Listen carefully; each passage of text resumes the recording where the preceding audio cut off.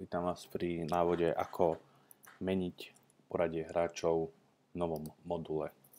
Takže klasicky sa prihlásite do administrácie.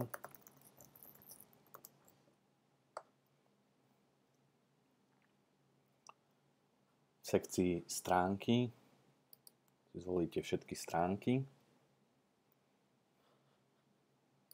Do vyhľadávania si zadáte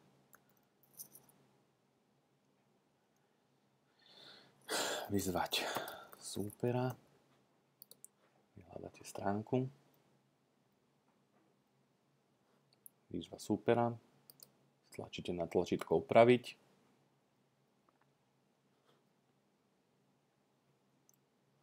počkajte, kým sa vám to celé načíta.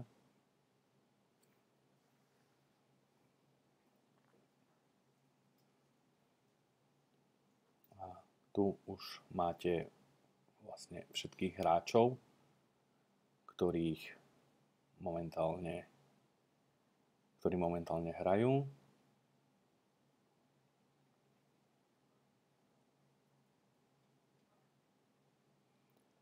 Povedzme si, že budeme chcieť upraviť pána Nováka a pánu Šedu namiesto nich.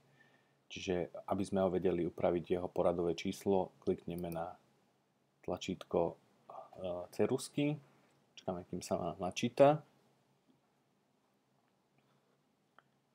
Tu máme celé informácie o ňom, klikneme si sem, označíme jednotku, prepíšeme na poradové číslo, ktoré potrebujeme, momentálne 2, dáme uložiť. Ako vidíte, je to uložené, takisto to spravíme pri hráčovi, ktorý má iné zasa poradové číslo. Ideme dole, čiže dávame ho na prvé miesto. A už máme toto hotové.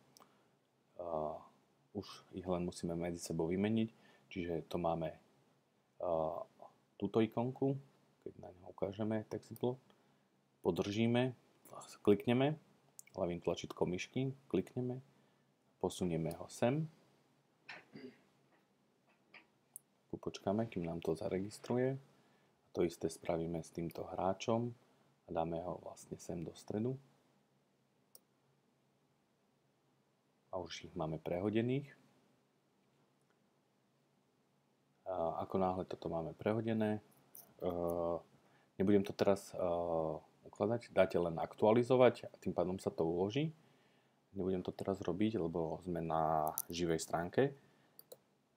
Pozriem sa do náhľadu.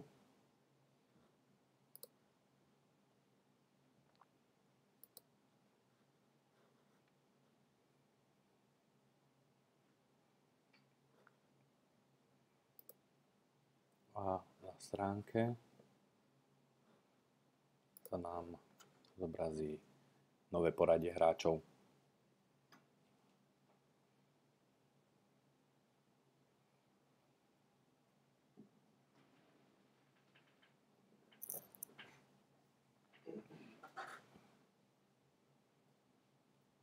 Nech sa páči, áno. Menili sme pána Šedu za pána Nováka.